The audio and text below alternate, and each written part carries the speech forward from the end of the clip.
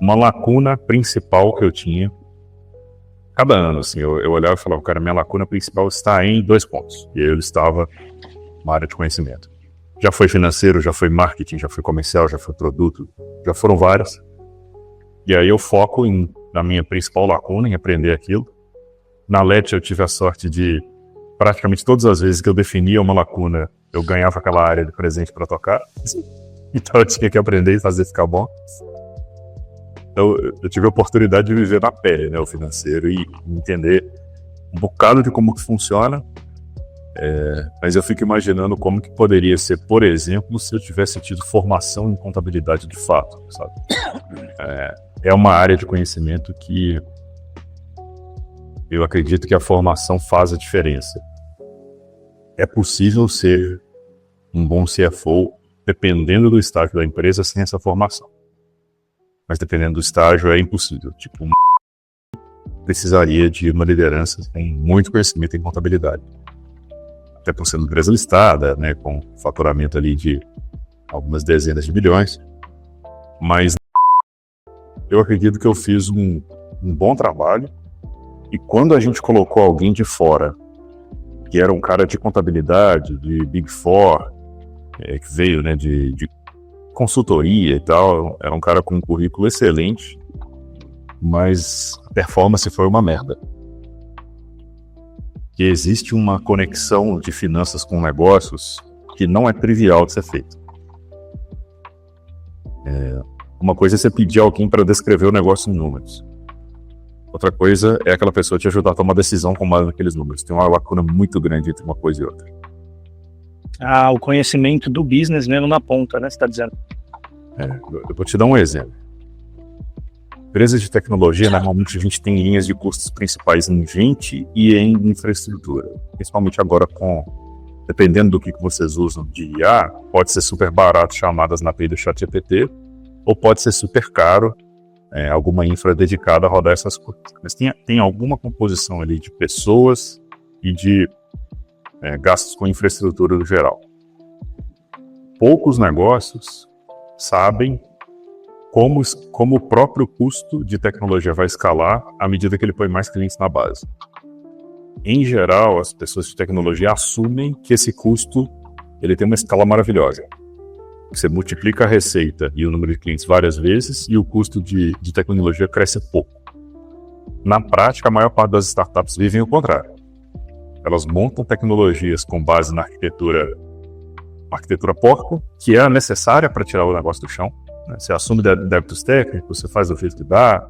Talvez você não tenha um sócio de tecnologia super experiente, sabendo para onde que aquela parada vai, arquitetando a tecnologia do zero, né? Ainda mais agora no mundo de vibe coding e tal.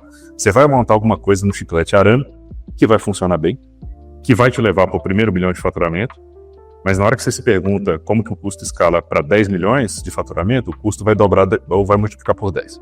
Normalmente é isso que acontece.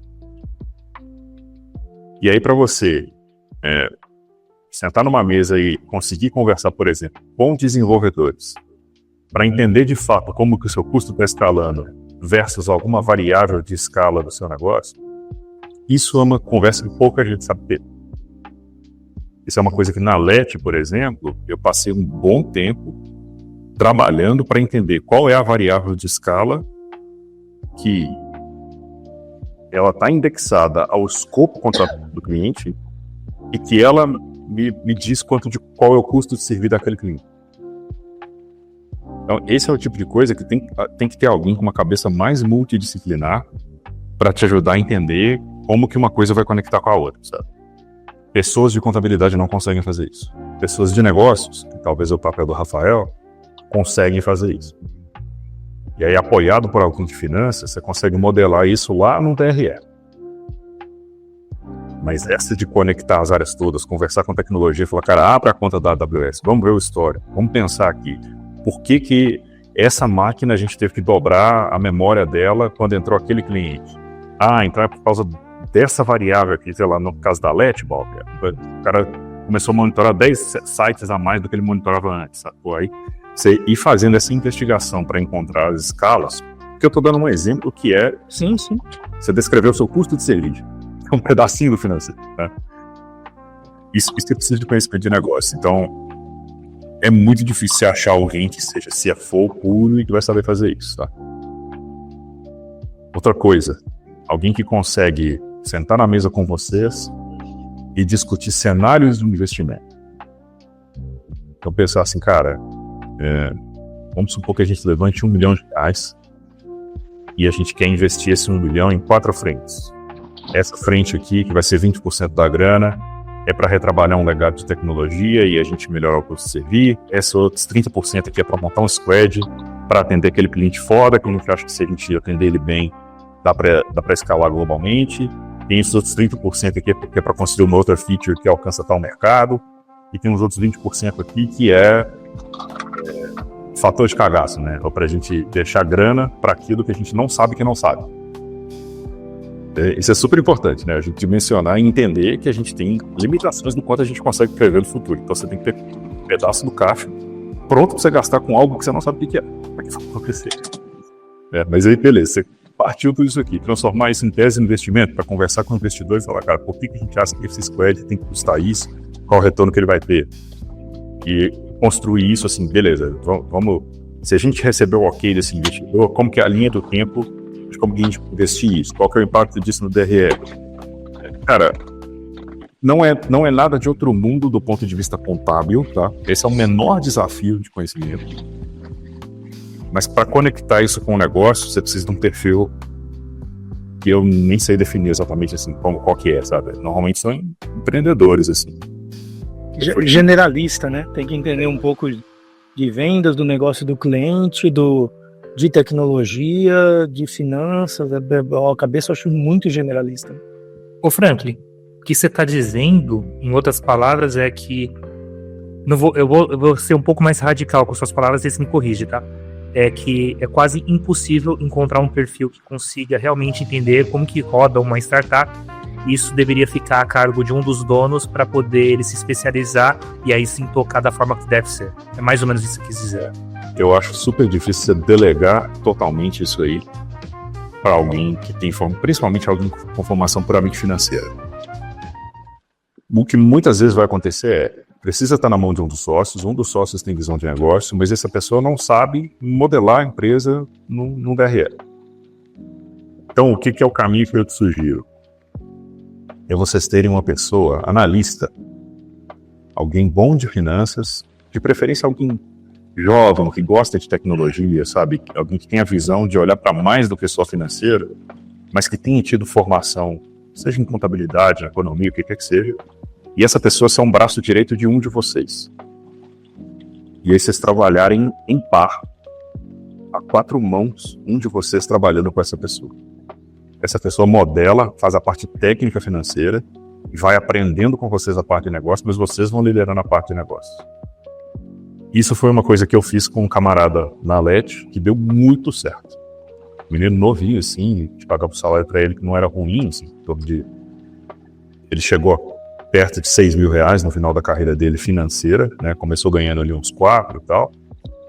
Mas é um perfil nerd, que gosta de estudar, sabe? Não é simplesmente um contador frustrado. É alguém que sabe de finanças, mas que a conversa com a pessoa é legal. Tanto que esse cara, pra vocês terem noção, ele virou CS na empresa depois. De tanto que ele foi gostando do produto, de conversar com o cliente e tal, ele foi pra esse mundo. Totalmente bem aberto. Então ele era meu par, ele era o planimeiro, eu conseguia discutir negócio com ele e delegar a função, aí ele saía modelando as coisas em finanças. Ô Frank, e aí uma dúvida que você tocou no tema que me incomoda bastante, e é talvez ignorância total minha, e aí você tem que relevar essa parte. Mas, cara, na hora que você joga os dados da sua empresa financeiros na mão de uma outra pessoa, ela tem acesso de onde que o dinheiro sai, de onde que o dinheiro vem. Como que foi essa sensação, a primeira vez que vocês começaram a jogar isso na mão de uma outra pessoa que não era nenhum sócio? Cara, é uma pílula quadrada que você tem que engolir e entender que pessoas de financeiro e pessoas de gente de gestão, eles vão saber tudo sobre a sua empresa. E faz parte do jogo. E os bons profissionais dessa área, mesmo os que ganham pouco, eles sabem honrar essa confiança e ficam de bico calado, sabem dividir as coisas. mas você vai ter que compartilhar tudo com as pessoas mesmo.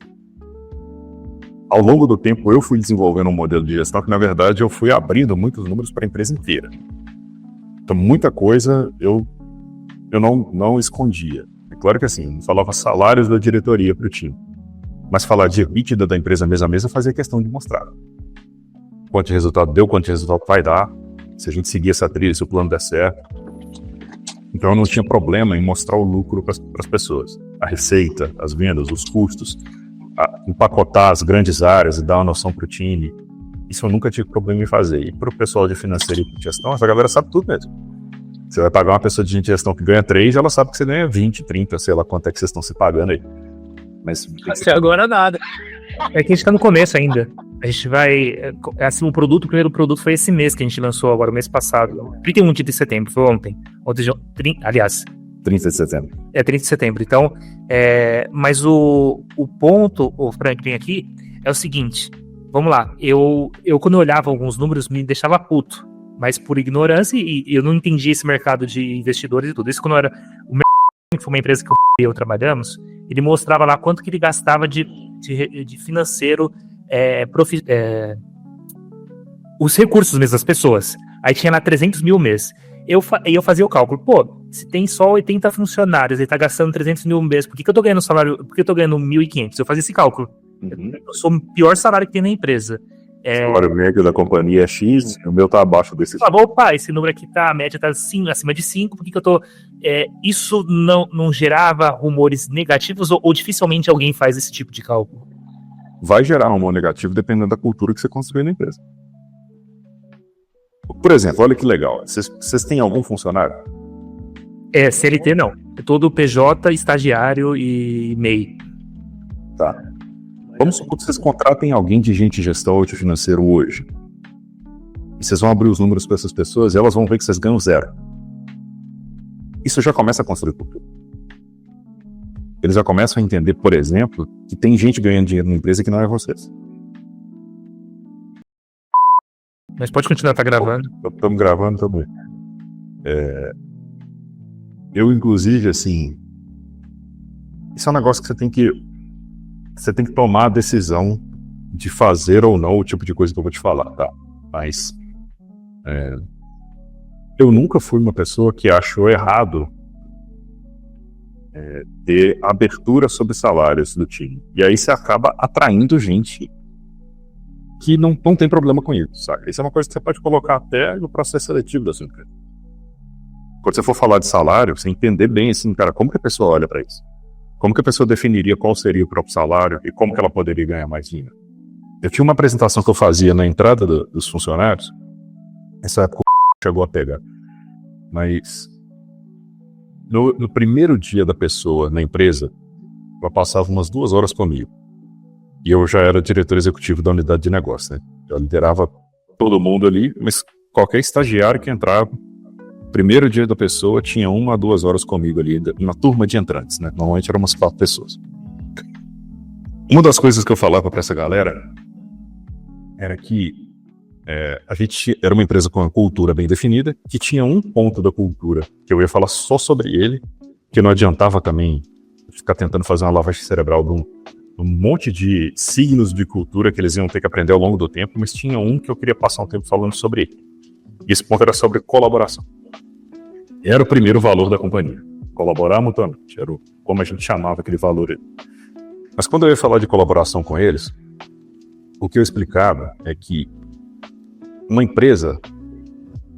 Eu até fazia uma pergunta, né? Vocês acham que a gente é um time ou uma família? E ninguém nunca falou que achava que a gente era uma família. Todo mundo definia que a gente era um time. Eu falei, perfeito, é isso aí. Nunca vou virar pra vocês e falar que a gente é uma família. Qual que é a diferença da família para um time? Família tá junto porque estar junto é o propósito. Você não tá junto com seus pais porque vocês vão fazer alguma coisa junto ou porque você vai ganhar dinheiro. Você tá junto com eles para estar junto com eles. Um time, as pessoas estão unidas para materializar algum propósito conjunto. Um time de futebol para ganhar um jogo, uma empresa para materializar a missão da empresa. Então a gente está junto aqui por um objetivo, e não exatamente para estar uns com os outros. O que nos torna time é aquela missão conjunta que a gente entra aqui e tem que entender que nós estamos assumindo compromisso com a missão. E isso nos torna um time. Pra gente ser um time que materializa uma missão, a gente tem que colaborar as pessoas umas com as outras. Só que colaboração é troca. E a troca, ela é uma troca de diversos componentes. Então, por exemplo, o primeiro componente que a gente troca com a empresa é o componente financeiro. Você recebe um salário, você entrega um resultado. E eu explicava para as pessoas, cara, normalmente as pessoas que são melhor remuneradas são as que geram mais resultado financeiro para a companhia. Então, se em qualquer momento você sentir que a sua remuneração está injusta, eu tenho certeza que vai ser impossível colaborar com você. Para a colaboração acontecer, você tem que sentir que a troca está justa. Para você sentir que a troca está justa, pense no impacto que você está gerando na companhia. Se você está sentindo que a troca é injusta, arrume maneiras de você gerar mais impacto ou mostrar esse impacto. Então você vê que era um papo muito reto sobre grana logo no começo. E não importava se a pessoa era um estagiário de 21 anos ou se era um de 62 anos que estava entrando. Foi justo. Primeiro cara que eu vejo ser justo com o Caetano. Tô melhor que vocês dois, vocês não estão se olhando no espelho. Tô bem. Mas eu ia decompondo, cara. O que mais é a troca que você espera de uma empresa? Você espera, por exemplo, aprender. Mas é uma troca, então você vai ter que ensinar também. Você espera um ambiente ético, que você seja tratado com respeito, que ninguém vai te assediar. Mas você também vai definir a ética pelo que você aceita na empresa ou não. Se você vai levantar a voz e denunciar quando tiver alguma merda. Então eu ia decompondo tudo aquilo, mostrando assim, cara, quais são os componentes da troca justa entre você e a empresa. E um dos papos era o financeiro. Mas isso tudo compõe a forma como eu filtrava e atraía pessoas para trabalhar comigo. Eu contava histórias de gente que começou como estagiário e já tinha virado sócio. Mas também tinha gente que estava há muito tempo com salário estagnado. E é isso, a gente, sabe, as pessoas têm um papel muito protagonista na evolução financeira que elas têm. E quando chega uma hora, por exemplo, que você não consegue honrar com a expectativa salarial da pessoa, a melhor coisa é você ajudar a pessoa a achar um outro emprego em outro lugar que consegue pagar melhor que você não está pronto para pagar ainda. Então esse é o tipo de coisa que eu acho que dissolve um pouco essa preocupação de tipo, putz, meu salário é menor do que o salário médio da companhia. Cara, isso é super natural, dependendo da cultura que você criar na empresa. Respondi? Respondeu? Falei um monte de besteira. Não, eu tenho só a última pergunta, senão o que chamou eu que tô perguntando, aí é complicado. Minha outra dúvida, Frank, é o seguinte: a gente tem uma pessoa no time que é fora do normal, espetacular. Ele fez um negócio que pouca gente no mercado de IA conseguiu fazer. Pouca gente. Pouca, assim, raros, e tem muitas empresas grandes tentando fazer. A gente tá pagando muito mal todos os times, porque a gente tá começando agora e ponto. Eu acho que a troca tá desproporcional porque estamos começando ainda e não geramos receita. Esse cara, ele trabalha 20 horas semanais e ganha 800 e poucos reais por mês PJ, como se fosse PJ. É assim, existe eu me sinto mal de não estar remunerando ele mais, mas em contrapartida também ele é o primeiro emprego, ele tem algumas coisas acontecendo. Como que você lidava com pessoas fora da curva e você já identificava de imediato ou depois de alguns meses, putz, esse cara é fenomenal? Como que vocês faziam dentro da empresa nessa questão financeira ou para reter e tudo que está envolvido? Eu acho que ele era o único que eu vi na pra mim era muito fora. Eu acho que ele era tipo meio gênio assim, tá ligado? Esse moleque. Eu tive com ele em junho lá, conversei com ele e falei, caralho, mano, o moleque tem 17, 18 anos, né? 18 anos de idade.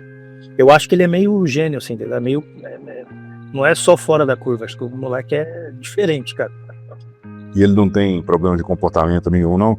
Ele toma remédio lá pra baixar a ansiedade, que lembra o nome, nunca lembro o nome desse remédio. Não é TDAH.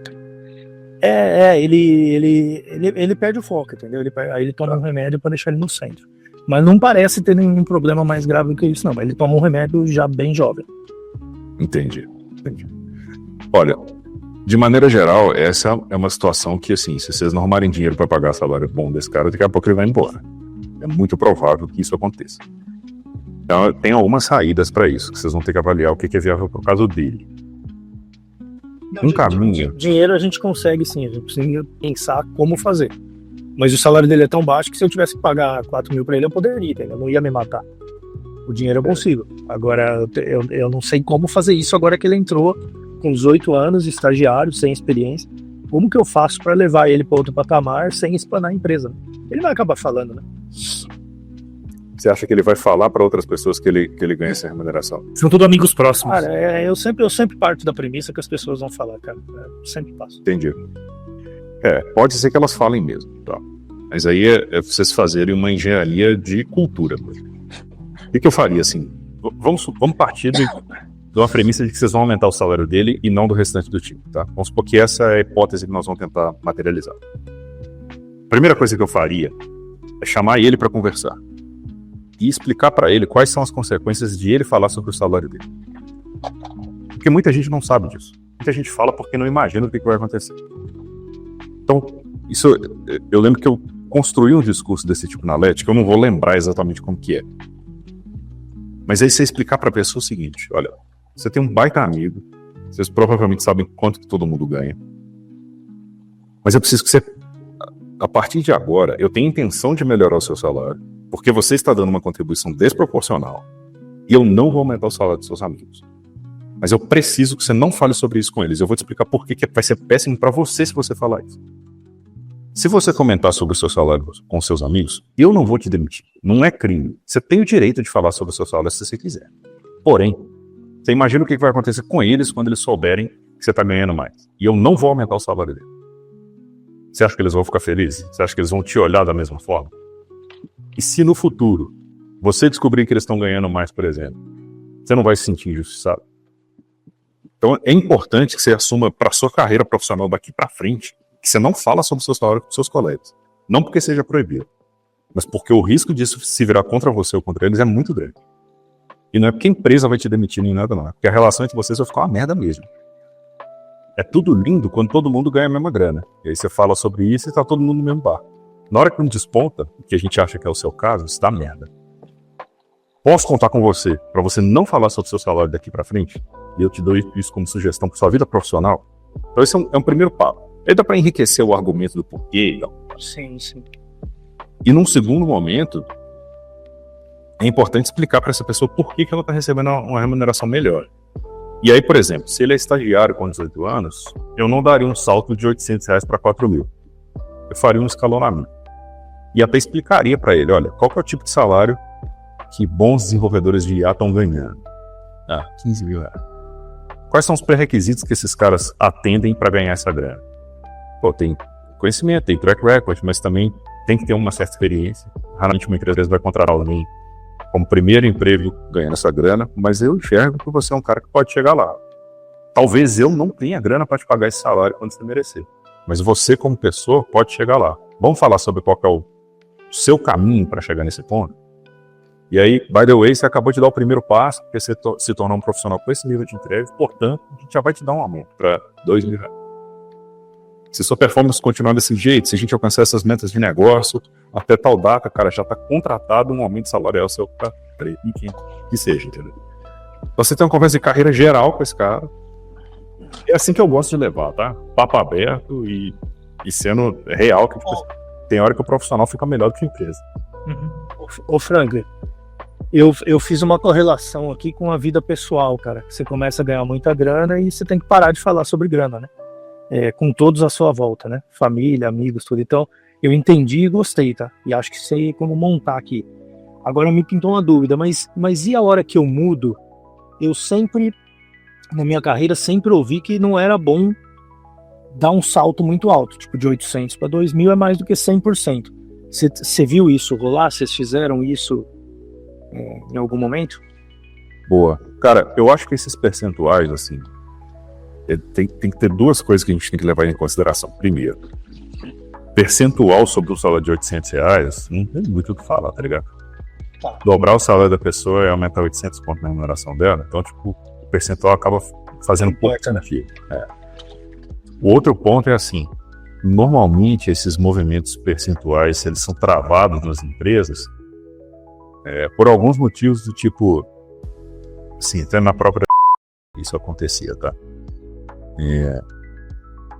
Tem vezes, velho, que, por exemplo, a pessoa muda de área. É umas burocracias do tipo assim, cara, é melhor a gente não dar um salto muito grande no salário, porque a gente não sabe se essa pessoa fez algum tipo de manipulação para chegar onde ela tá. A gente não sabe se ela, sei lá, dormiu com o chefe, se ela realmente tá honra, os resultados vão honrar o nível salto salarial que a gente consegue dar. Como um departamento de RH ou um CEO de uma empresa de 1000 funcionários não consegue auditar todos os movimentos, então é melhor a gente fazer cada movimento, esperar a pessoa se provar por mais tempo, e a gente faz mais um movimento de 20%, depois mais um de 20%. Então as empresas costumam dar esses saltos pequenos, assim, pelo medo de passar alguma coisa ali que a gente está dando uma puta movimentação para quem não merece, sabe? Uma empresa do tamanho de vocês, eu não vejo isso como um risco. Eu acho que vocês vão poder saber se quem merece e quem não merece aumenta, pela experiência de vocês. Mas existe um grande risco de vocês estragarem o menino dando aumento pra ele também, tá? Eu não sei quem é o menino. Mas tem hora que, sei lá, um cara de 18 anos, dependendo da história de vida dele, ele passar a ganhar muita grana, ele pode tanto passar a amar vocês e honrar essa grana, como ele pode despirocar também, começar a comprar carro, começar a fazer merda. Tudo isso pode acontecer e é bom levar em consideração, tá? Mas dependendo da maturidade da pessoa, vocês podem avaliar até um outro caminho, que é o caminho de dar stock options para as pessoas. Não só para ele, mas outras pessoas que vocês querem que colabore com o projeto, né? Que é assim, cara, a gente vê a sua colaboração como algo muito foda, a gente te enxerga aqui no longo prazo. Se você também se enxerga no longo prazo, quer participar do resultado disso aqui junto com a gente complementar a sua remuneração com participação acionária. Mas esse é o mais difícil, porque a pessoa tem que ter perfil para ser stock options, tá? Tem que ter perfil de sócio. Tem que ser alguém que vocês enxergam no longo prazo junto com vocês. Eu não entregaria stock options para qualquer pessoa, não porque eu não acho que mereça. Eu acho que quando a gente divide o bolo, normalmente ele cresce. Mas tem gente que não tem perfil para ser sócio mesmo, assim. Ela não vai enxergar valor no que vocês estão entregando. Então, a única forma que ela enxerga valor é salário na conta. E tá tudo bem, é saber ler qual que é o tipo de cada profissional e entregar para a pessoa que ela precisa.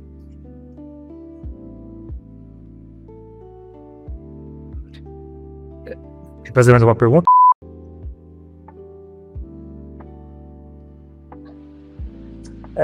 Tô pensando que se tinha algo mais, cara. Eu perguntei bastante coisa. Deixa eu aproveitar então, trocar num outro tema, Franklin. Cara, qual que é o momento que vocês sentiram? Putz, encontramos o que precisava, agora a empresa vai deslanchar. A gente pode pensar em investimento e tudo. Quando que foi essa sensação de... Agora, porque eu sei que... Eu até conheço a história, a gente conversou com... Já até colocou para conversar com outros sócios que você tinha na época. E essa pergunta para mim sempre é assim...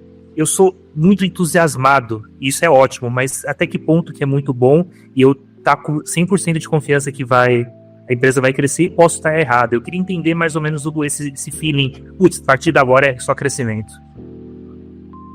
Legal. Cara, essa é uma conversa sobre, na minha visão, tá? É uma conversa sobre estratégia. E aí a conversa sobre estratégia é definir um mercado que a gente acredita que resolve uma baita dor desse mercado e esse mercado está pronto para pagar uma boa grana para a gente ver. E a gente tem um plano sólido para ganhar o mercado inteiro. Então a estratégia é o plano sólido para ganhar de todo mundo em um mercado que vocês definirem. Então, sei lá, o mercado de corretores de seguro. Não, mas que tipo de corretor? Corretor de plano de saúde, corretor de seguro de vida. Beleza, corretor de seguro de vida que vende para quem? É no P2P, é no P2C e tal. Você vai nichar, vai escolher um mercado e falar assim, cara, como que eu faço que todos os corretores do Brasil desse tipo sejam meus clientes? O plano, que é uma hipótese, tá? O plano ele é sempre uma aposta.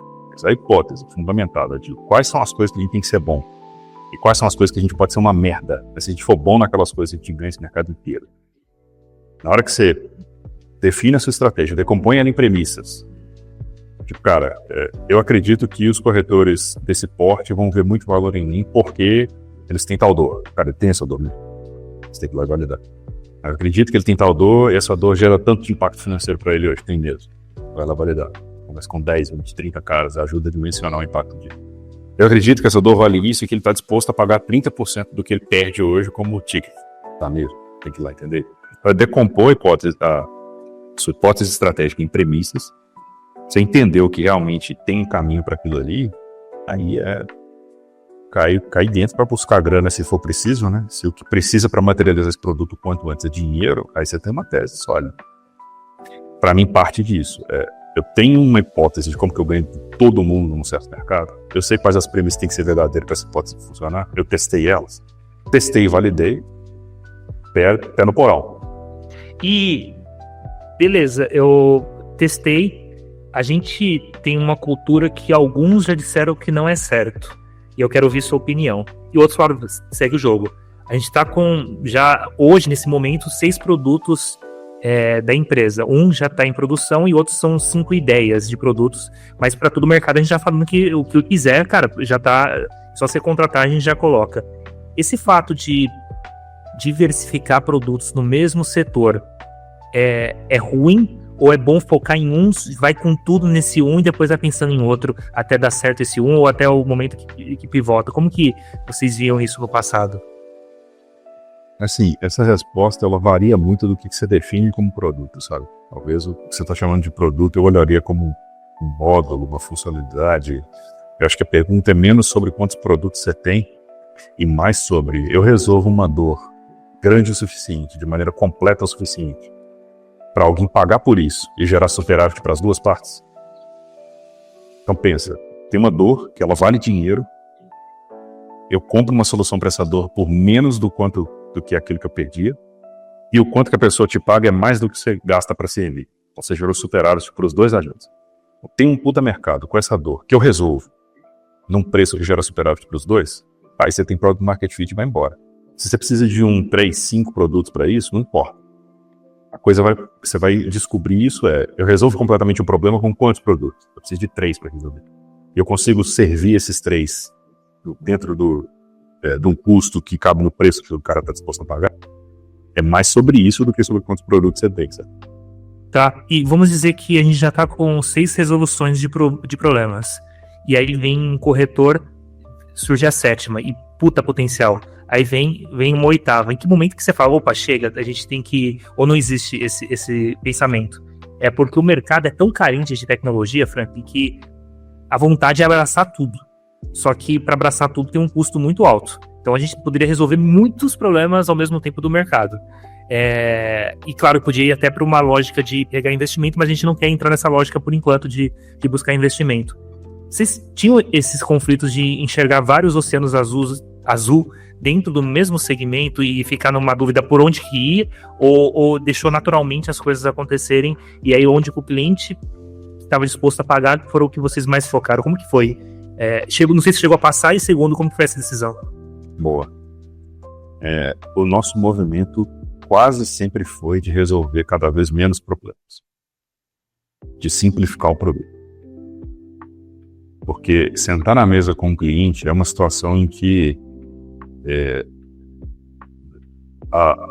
os stakeholders, quando você tem um vendedor conversando com um cliente, um possível cliente, e essa pessoa tem a possibilidade de falar qual que é o sonho de princesa dela, ela vem com a lista das várias coisas que ela tem de software que ela imaginaria. Normalmente isso significa que a pessoa vai colocar um monte de bullshit que não faz diferença na conta, ela não sabe qual que é o impacto financeiro que aquilo tem de verdade, mas a conversa fica assim, nossa, se a gente fizer isso, ele vai fechar com certeza, realmente, e ninguém fez conta.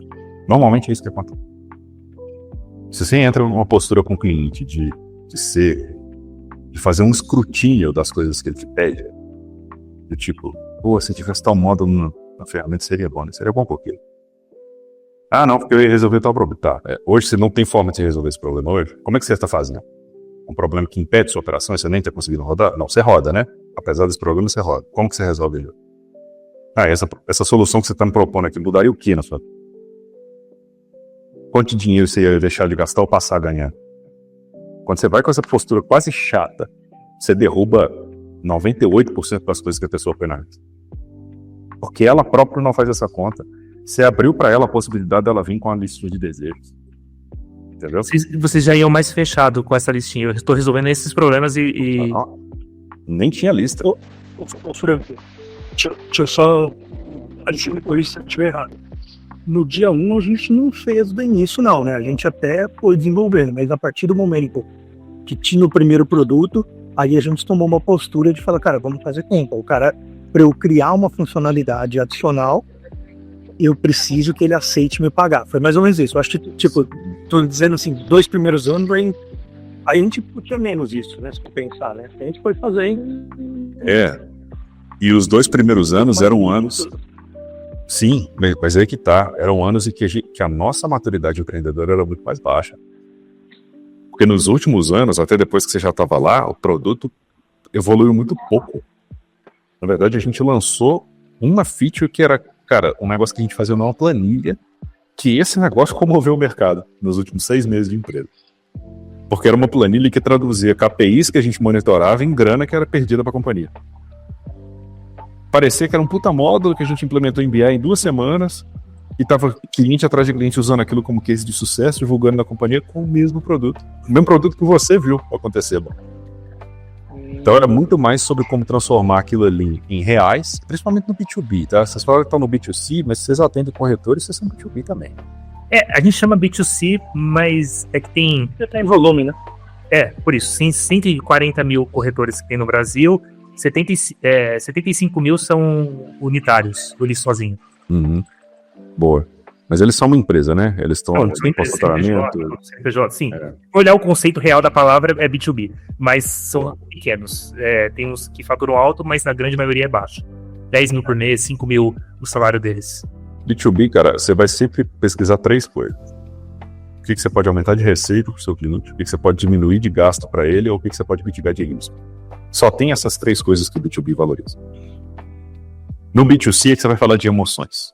No B2B é prático. E aí é transformar cada problema que vocês estão falando que resolvem num impacto financeiro de fato. Ou na receita, ou no custo, ou no risco. E se não tiver consenso entre vocês e uma boa base de clientes que aquele problema tem esse impacto financeiro, vocês vão viver com uma eterna lista de pastelaria do pastel que tem que ser frito naquela hora ali e as pessoas não vão comprar essa parada. E quando vocês encontrarem um problema grande o suficiente para ser resolvido com superávit para os 2 agentes, quem compra e quem vende, esquece todo o resto e ganha o mercado inteiro só com aquele problema. Com a grana que vocês levantarem desse problema, você resolve mais um. Aí você tem o mercado inteiro. É isso, Frank. Então, a forma como que você acredita que seja o correto é na hora que a gente está com 6 problemas que a gente pode resolver. Na hora que a gente encontra um, que veio 1, 2, 3, aí meio que, não é que abandona, deixa um pouco de lado e foca muito mais para mais clientes entrar naquela resolução daquele problema. Seria isso? É isso aí. Se forem 3 problemas que realmente estão o mercado inteiro louco para comprar, aí levanta a grana e monta estrutura para resolver os 3 ao mesmo tempo. Mas eu duvido que seja isso. Tá. Uau, agora que eu entendi sua pergunta. Agora que vocês... Agora que eu consigo entender. E me ajudou na estratégia que a gente estava falando ontem, né? A pergunta. Você fez ela de outro jeito, mas eu não entendi o que você estava perguntando agora. No final da resposta do Frank. Porque assim, tem 6 coisas, Frank, a gente não fez esse estudo ainda do quanto que vai reduzir o custo para o cliente, quanto que vai gerar lucro para a gente, quanto que a gente vai gastar, esse cruzamento a gente não fez. Mas, aparentemente, tem 6 problemas no mercado que a gente mapeou e que qualquer um deles os corretores ficam loucos para terem. Putz, eu tenho esse problema, eu quero resolver. Só que a gente não fez a conta ainda da matemática ali envolvida, né? E aí o que você está dizendo é, desses 6, na hora que você encontrar um, vai com toda a força nesse um. E aí os outros ficam, só se perguntar, mas o esforço tem que ser em ganhar um market, um mercado, né, do geral naquele produtinho para depois pensar no outro. Putz, agora eu ganhei todo o mercado, tem dinheiro, vou nesse outro. E aí eu vou expandindo, entendi. Exatamente. Pra mim, acabou aqui, eu tenho uma reunião lá com o corretor às 15. Você tem mais pergunta? Minha parte aqui, cara, já ajudou demais, viu, Franklin? Eu tô impressionado. É uma visão. E assim, a gente conversou com, sem brincadeira, Franklin, pelo menos uns 20 ex-donos de empresa ou coisas. A visão que você passou hoje, eu não ouvi de ninguém, tá? É diferente. Eu gostei muito. Que bom. Tomara que seja diferente, mas que faça sentido. Não, é diferente que é na prática. Eu ouvi um pouco mais conceitual, você foi mais na prática. Eu fazia isso. Literalmente, se baixou um nível para explicar o que precisava ser feito. Gostei disso. Que bom. Bom, inclusive, gente, uma das coisas que eu estou fazendo agora é consultoria para negócios, tá? Se em algum momento vocês acharem que eu posso ajudar mais, eu estou participando de conselho de algumas empresas e consultor como outros. Estou até num cliente aqui que vou tocar uma sessão de trabalho já já. Então também podemos discutir de como aprofundar essa relação aí, se vocês acharem interessante. Muito bom saber. Você já sentiu aí, né, Rafa? O cara fica rico e agora é assim. Vai fazer consultoria, pra passar tarde, pra dar um passeio com o carro V8. É assim. Exatamente. Eu quero essa vida boa aí. Não, valeu, gente. Obrigado, viu, Franklin? É um prazer conhecê-los. Prazer. Ô, Frank, ligado, cara. Um abraço. Um abraço. Tchau.